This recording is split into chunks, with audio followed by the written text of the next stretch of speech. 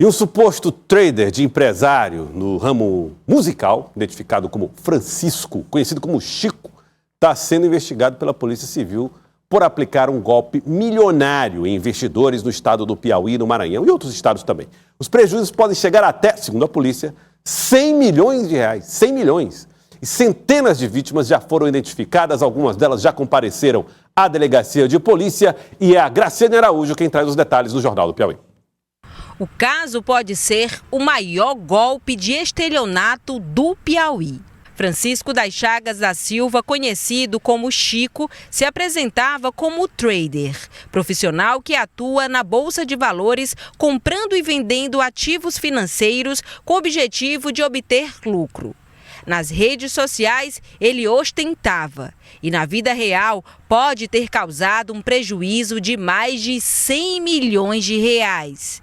O número de vítimas pode chegar a 400. Os relatos de algumas delas são de desespero. De março para cá ele começou a atrasar esses repasses, desses 10% de rendimento. E com isso todo mundo começou a desconfiar, a entrar em contato. E ele todo tempo dizendo não, que a empresa sofreu um bloqueio judicial, mas nunca comprovou esse bloqueio na prática, nunca apresentou documentos. Com a dimensão do caso, a Delegacia Geral determinou que o delegado Luciano Alcântara assuma a investigação. As vítimas foram ouvidas informalmente pelo delegado e desabafaram sobre o sentimento de aflição e sobre pessoas que perderam tudo e estão passando por necessidade.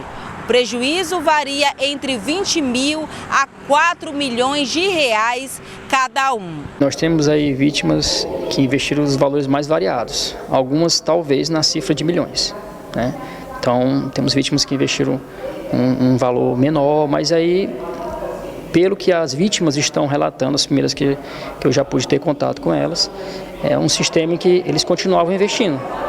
Eles pegavam um lucro, ele prometia um certo lucro, a empresa lá, Extreme, e a pessoa acabava reinvestindo, às vezes até o próprio lucro. Então, vira uma bola de neve, o valor vai aumentando e aí agora o prejuízo acaba sendo maior. Até o momento, Chico não é considerado foragido, mas segue sendo procurado e pode responder por estelionato qualificado e até associação criminosa. Além dele, os sócios deverão ser localizados para explicar o que aconteceu e o que foi feito com o dinheiro das vítimas. A maioria delas de Teresina, no Piauí, e Timon, no Maranhão. Não sabemos a extensão da empresa, se ela poderia ter uma sede em outro estado, ou se as pessoas que investiam simplesmente investiam porque o conheceram essa pessoa, que é o investigado, de outra forma, ou pela internet, ele oferecia cursos também, Então ele pode ter angariado, captado outras pessoas de outra forma, de outros estados também. Uma das últimas fotos de Chico é esta, datada de maio, quando ele foi flagrado em um bar após tentar negociar a compra de um carro. O senhor tem esperança de que algum dia vai ver esse dinheiro de novo? Vou ser bem sincero para você, eu sou muito pé no chão e acredito que não.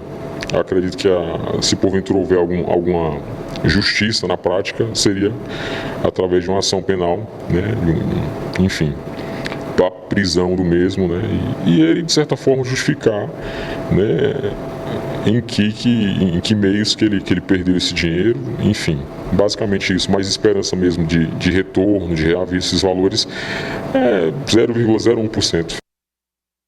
Eu acho que esse é o ponto central, independente da prisão, do vamos pegar, vamos colocar atrás das grades.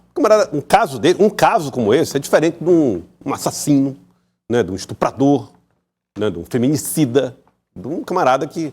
Um caso desse, o cara tem que devolver o dinheiro que pegou. Devolver o mínimo do dinheiro que pegou.